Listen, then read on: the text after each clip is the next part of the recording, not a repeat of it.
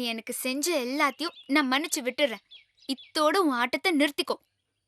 இல்லனா நான் நிறுத்த வேண்டியது இருக்கும்.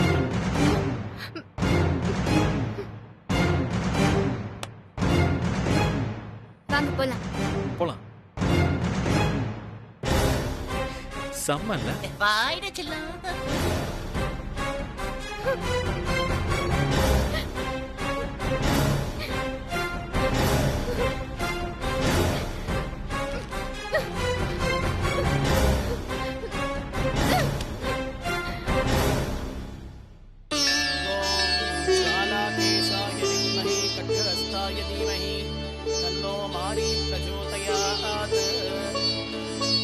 இந்தாங்கம்மா.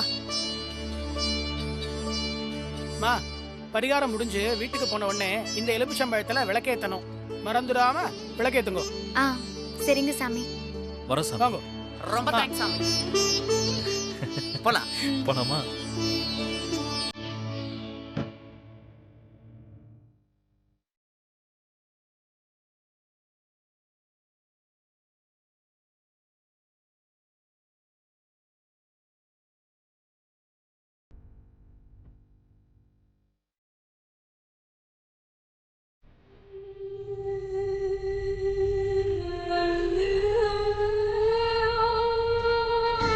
இப்படியெல்லாம் நடக்கும்னு நான் நினைச்சு கூட பாக்கலக்கா.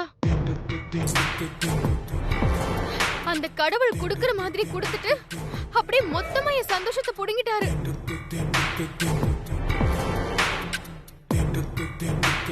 விடு லக்ஷ்மி, இதையே சொல்லிட்டு இருக்காது. இனிமே என்ன பண்ணலாம்னு சொல்லு. சொல்றதுக்கு என்னக்கா இருக்கு? எல்லாமே என்ன மீறி போயிட்டு இருக்கு. அதை கண்ட்ரோல் பண்ணணும்னா நீயும் என் கூட சென்னைக்கு வரணும்.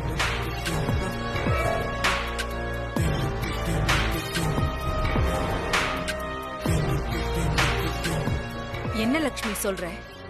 நான் சென்னைக்கு வரணுமா? ஆமாக்கா, நீ எல்லாமே கரெக்டா தான் பண்ண. ஆனா என்னோட அசால்ட்டால தான் நான் எல்லாத்தையும் விட்டுட்டேன். விட்டது திரும்ப கிடைக்கணும்னா நீ என் கூட இருக்கணும்க்கா. அப்பதான் என்னால முடியும். இல்ல லக்ஷ்மி, நான் எப்படி இந்த ஊரை விட்டு சென்னைக்கு வர்றது? அக்கா, எனக்காக வாக்கா.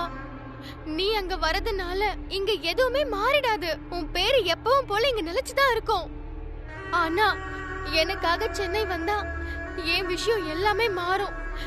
என்னோட அந்த வீட்ல போட்டி போட்டுட்டு இருக்கிற துளசியை அடக்க உன்னாலதான்க்கா முடியும். அக்கா, எனக்காக வாக்கா.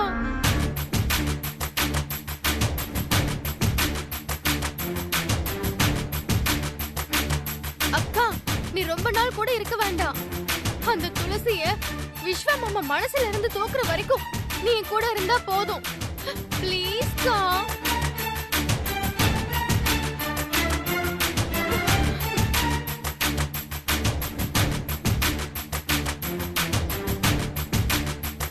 சரி லக்ஷ்மி, நான் வரேன்.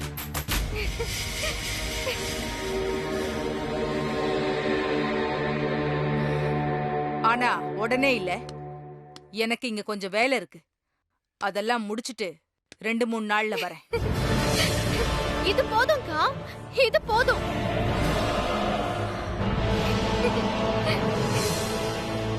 நீ உன் வேலையை முடிச்சிட்டு வா. நீ வந்துட்டா அந்த துளசி கூட ஒத்த ஆள நான் போராட வேண்டிய அவசியமே இருக்காது. எல்லாத்தையுமே நீ பாத்துப்பக்கா. அந்த துளசிய விஸ்வா மாமா கூட சேர விடாம நீ பாத்துப்ப. சரிக்கா, அப்ப நான் கிளம்புறேன். நீ உன் வேலையை முடிச்சிட்டு சீக்கிரமா வா. சரி லக்ஷ்மி, வா, உன்னை நானே டிராப் பண்ணிடுறேன். சரிக்கா.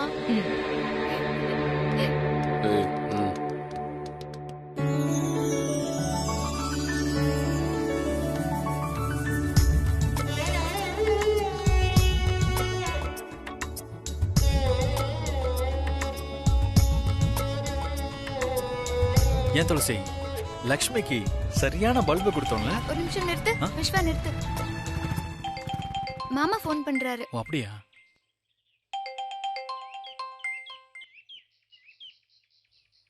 சொல்லுங்க சொல்லுங்க மாமா. என்னம்மா, பரிகாரம்லாம் நல்லபடியா முடிஞ்சதா? நல்லபடியா முடிஞ்சது மாமா. இடையில எதுவும் பிரச்சனை இல்லையா? அதெல்லாம் ஒண்ணும் இல்ல மாமா. இடையில ஒரு கொசு வந்து குறுக்க வந்துருச்சுப்பா. அதை நசுக்கி போட்டு பரிகாரத்தை முடிச்சிட்டோம். என்னடா சொல்ற? கொசுவா? சொல்லாத. அதெல்லாம் ஒண்ணும் இல்ல மாமா. விஸ்வா சும்மா கிண்டல் பண்றான். ஓ அப்படியா? ஆமா மாமா. சரிம்மா, நான் இப்போ ஒரு முக்கியமான விஷயம் சொல்றதுக்காக தான் ஃபோன் பண்ணேன். என்ன? என்ன மாமா? ஒண்ணும் இல்லம்மா, பரிகாரம் முடிஞ்சதும் வேற ஏதாவது பண்ணணுமான்னு ஐயர்கிட்ட நானும் பைரவியும் ஃபோன் பண்ணி கேட்டோம். பரிகாரம் பண்ணவங்க நேரா வீட்டுக்கு வந்து பூஜை பண்ணணும். அப்பதான் நேர்த்தி கடனுக்கான முழு பலனும் கிடைக்கும்னு சொன்னார்மா. கோயிலுக்கு போய் பரிகாரம் பண்ணது நீயும் விஸ்வாவும் தானே? ஆமா மாமா. அப்படின்னா நீயும் விஸ்வாவும் தான் வீட்டுக்கு வந்து பூஜை பண்ணணும்.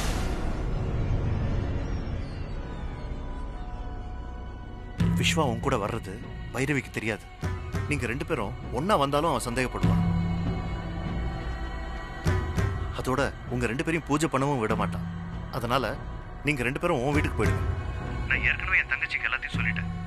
சிவகாமி வீட்டுல பூஜை பண்றதுக்கு எல்லா ஏற்பாடையும் பண்ணி வச்சிருக்கான். நீங்க போனதும் ஐயர் சொன்ன மாதிரி நீங்க 2 பேரும் சேர்ந்து பூஜையை முடிச்சிட்டு அதுக்கப்புறம் தனித்தனியா நம்ம வீட்டுக்கு வாங்க. அது எப்படிப்பா அத்தை வீட்டுல போய் பூஜை பண்றது? உனக்கு தாண்டா அது அத்தை வீடு, துளசிக்கு அப்படி இல்ல. யார் வீட்டுல வேணாலும் பூஜை பண்ணலாம், சரியா? சரிப்பா, நாங்க 2 பேரும் துளசி வீட்டுக்கே போய் பூஜை பண்றோம். அதை சொல்லதாண்டா ஃபோன் பண்ணேன். சரி, பாய். பாய்ப்பா. இந்தா போலாமா? இரு. போ விஸ்வா.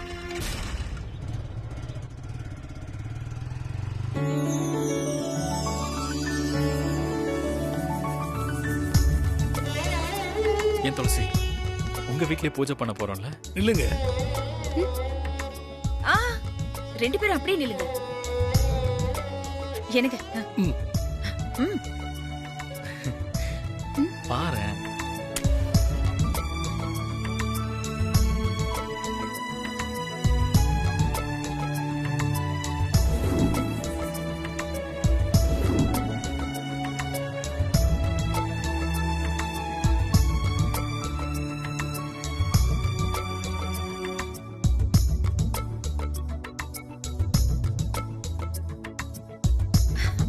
இப்ப 2 பேரும் உள்ள போலாம். போங்க.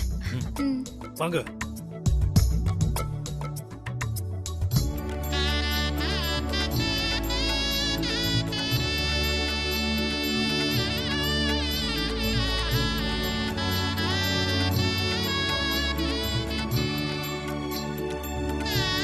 ரெண்டு பேரும் சாமி கும்பிட்டுட்டு விளக்கேத்துங்க. சரிங்க சார். குடு.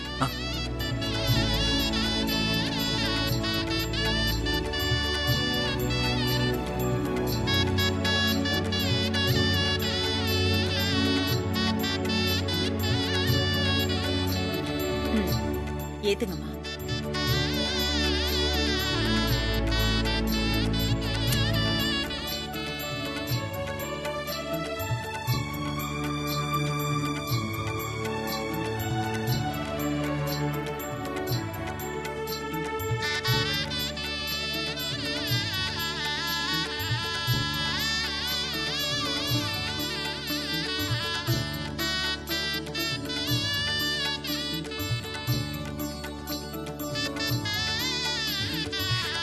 எங்களை ஆசீர்வாதம் பண்ணுங்க.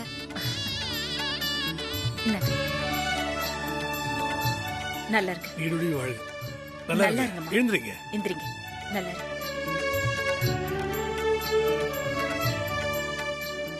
எல்லாம் நல்லபடியா முடிஞ்சிடுச்சு.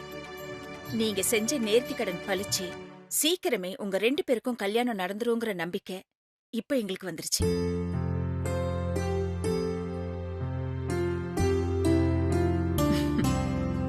சரி சரி, நீங்க 2 பேரும் சீக்கிரமா கிளம்புங்க. சரிங்க அத்தை.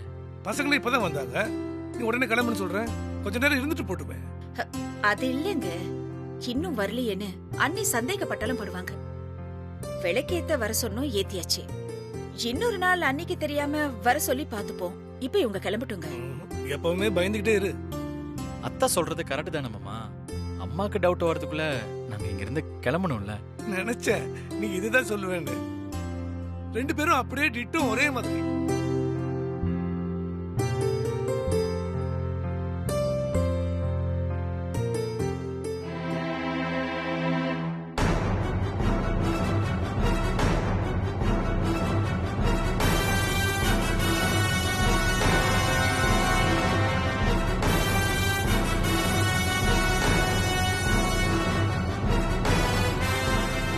ஐயோ, அம்மா வராங்க.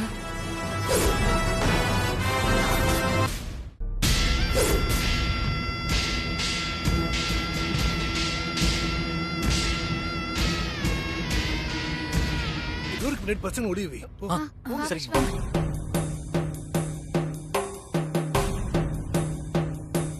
வா வா.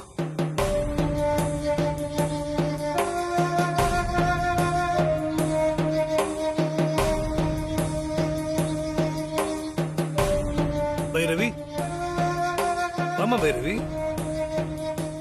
வாங்க அண்ணி.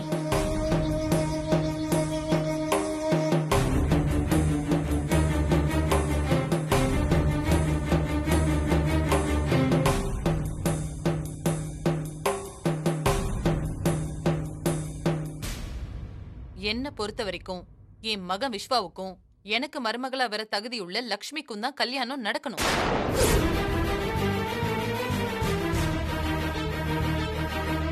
அதுக்காக குலதெய்வத்தை வேண்டிக்கிட்டு தாலிய முடிஞ்சு வச்சிருந்தேன். ஆனா அது உன் பொண்ணு கையால குப்பை தொட்டிக்கு போயிடுச்சு. இப்ப பரிகாரம் பண்ணி மறுபடியும் இன்னொரு தாலிய முடிஞ்சு வைக்கிற அளவுக்கு வந்திருக்கு.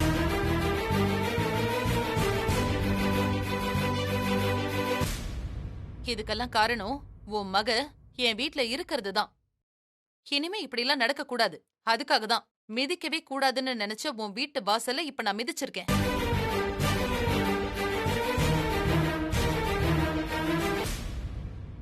இது பாரு, உன் மக என் வீட்ல இருக்கிற வரைக்கும் என் பையன் விஸ்வாவும் அவளை பத்தியே தான் நினைச்சிட்டு இருப்பான். விஸ்வா மாறணும். உன் மகளை நினைக்கிறத கூட அவன் மறக்கணும்.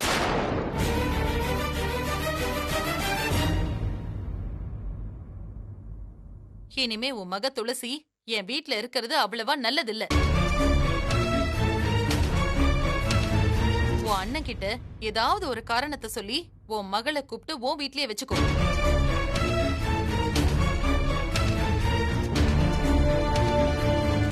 மாமா வீடுன்னு உறவு முறைக்கு கூட இனிமே துளசி என் வீட்டு பக்கமே வரக்கூடாது.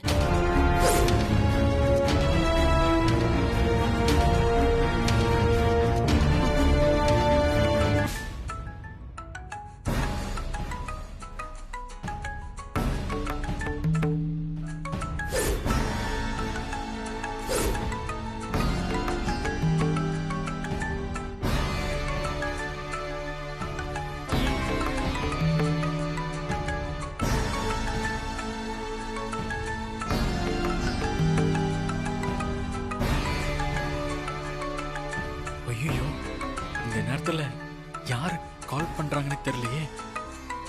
இப்ப மட்டும் அம்மா போன் எடுத்து பார்த்தாங்க, நம்ம மாட்டணும். இது விஸ்வாவோட போன் ரிங்டோன் மாதிரி இருக்கு.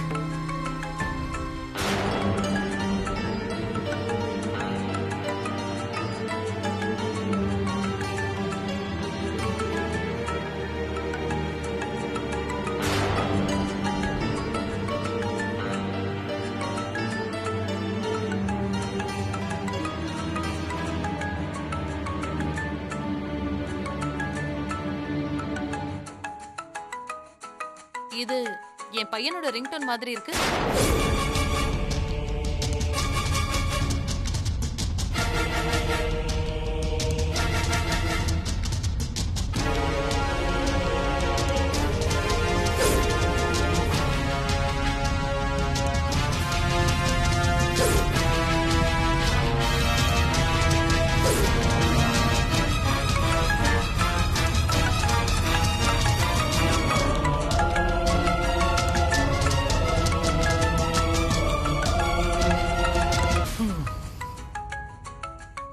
அது அவரோட போன் தான்.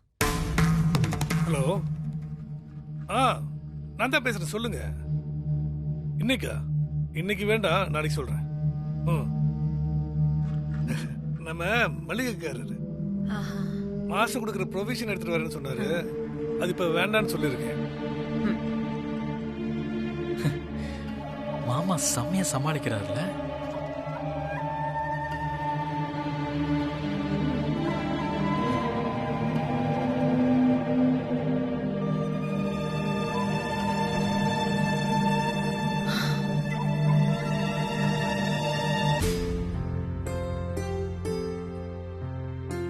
போ.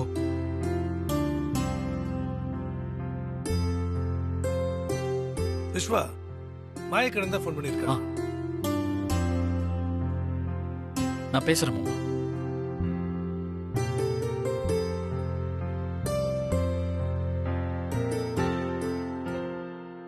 விஸ்வா போனை யார் அட்டன் பண்ணது?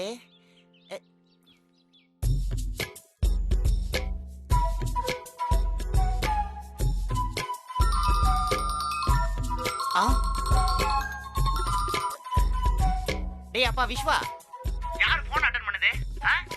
நான் ஒன்னு சொல்றேன், அவங்க இன்னைக்கு வேணாம்னு சொல்லிட்டு போனை கட் பண்றாங்க. What's happening? அது துளசியோட அப்பா. நாங்க 2 பேரும் இப்போ துளசியோட வீட்ல இருக்கோம். என்னது துளசி வீட்லயா? டேய் நீங்க வருவீங்க, துளசிய கூட்டிட்டு போலன்னு நான் இங்க வெயிட் பண்ணிட்டு இருக்கேன்டா. என்னடா பண்றீங்க? ஒண்ணும் புரியல. டேய் அப்பா, பிளான்ல ஏதாவது சேஞ்ச் இருந்தா ஃபர்ஸ்ட் என்கிட்ட சொல்லுங்கப்பா. முடியல. மறந்துட்ட மாயக்கண்ணா. நல்லா மறந்த போ. சரி சரி, ஒன்னும் பிரச்சனை இல்ல. நாங்க இப்ப கிளம்பிடுவோம். நீ அங்கே வெயிட் பண்ணு மாயக்கண்ணா. நான் வந்து துளசியை விட்டுறேன். நீங்க 2 பேரும் வீட்டுக்கு போங்க, நான் லேட்டா வரேன். டேய் சரி சரி, வீட்டுக்கு நீ லேட்டா வா, ஆனா இப்ப துளசியை கூப்பிட்டுக்கிட்டு சீக்கிரம் வா. சரி சரி, பாய் மாயக்கண்ணா. ஓகேடா செல்லம். என்ன பிளானிங் பண்றாங்க நம்ம கிட்ட கூட சொல்லாம?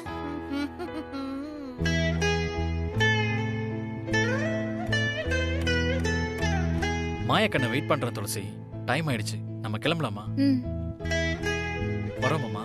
வரோம் அத்தை. சரி பார்த்து போயிட்டு வாங்க. வாமா.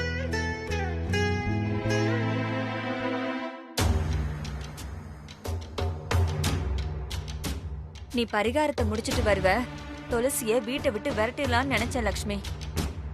நீ என்னடானா இப்படி அடிபட்டு வீட்டுக்கு வந்திருக்க. ஓ ஐயோ, என்ன லக்ஷ்மி, ரொம்ப வலிக்குதா? ஆமா சின்னத. சரி சரி, நான் மெதுவாவே பண்றேன்.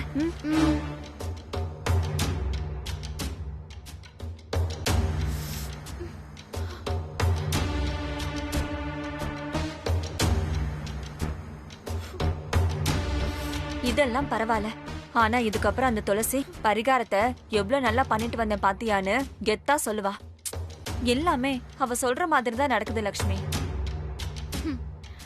இருக்கலாம் சின்னத்த, ஆனா இந்த தடவை அவ நம்ம கிட்ட அப்படி கெத்தா இருக்க முடியாது. ஆமா சின்னத்த, அவ கொட்டத்தை அடக்குற மாதிரி என்கிட்ட ஒரு எவிடன்ஸ் இருக்கு. அந்த துளசி வீட்டுக்கு வந்ததும் அத பைரவியாத்த கிட்ட காட்டி அவ கொட்டத்தை நான் அடக்குறேன். என்ன எவிடன்ஸ் இருக்கு? காட்டு.